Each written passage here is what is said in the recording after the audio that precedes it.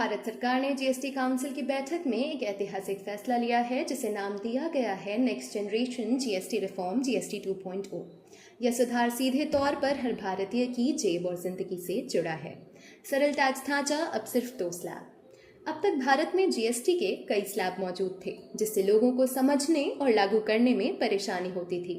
GST 2.0 के तहत अब यह ढांचा बेहद आसान बना दिया गया है।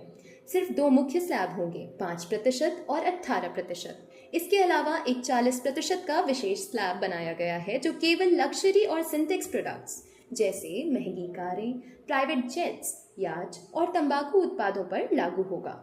स्वास्थ्य सेवाओं को सुलभ बनाने के लिए बड़े बदलाव किए गए हैं। हेल्थ और लाइफ इंश्योरेंस पर अब 0 जीएसटी रहेगा। थर्मोमीटर्स, डायग्नोस्टिक किट्स, ग्लूकोमीटर्स और मेडिकल ऑक्सीजन पर टैक्स 12% से घटाकर 5% कर दिया गया है। स्पेक्टिकल्स पर भी टैक्स घटाकर सिर्फ 5% हो गया है। शिक्षा को और किफायती बनाने के लिए जीएसटी काउंसिल ने कई वस्तुओं पर टैक्स हटा दिया है।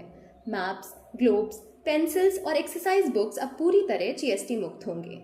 Hair oil, shampoo, toothpaste, soap और शेविंग क्रीम पर टैक्स 18% से घटाकर 5%।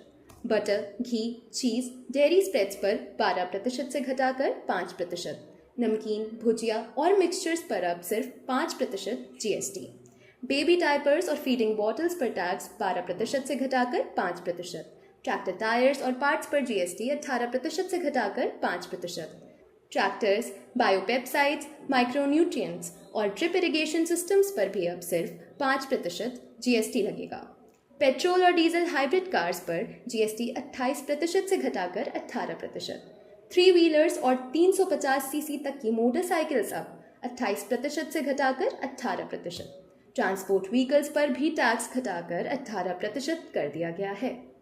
एयर कंडीशनर्स, 32 इंच से बड़े टेलीविजन्स, मॉनिटर्स, प्रोजेक्टर्स और डिश वॉशिंग मशीन्स पर जीएसटी 28% से घटाकर 18% कर दिया गया है। विशेषज्ञों का मानना है कि जीएसटी 2.0 से महंगाई घटेगी, खपत बढ़ेगी और अर्थव्यवस्था को बड़ा बूस्ट मिलेगा। हालांकि शुरुआती दौर में सरकार के टैक्स कलेक्शन पर असर पड़ सकता है, लेकिन लंबे समय में यह सुधार भारत की विकास दर को तेज करेगा। कुल मिलाकर जीएसटी 2.0 केवल टैक्स सुधार नहीं बल्कि हर भारतीय के लिए एक दिवाली गिफ्ट है। यह सुधार भारत को एक सरल, पारदर्शी और ग्रोथ ओरिएंटेड टैक्स सिस्टम की दिशा में ले जाएगा।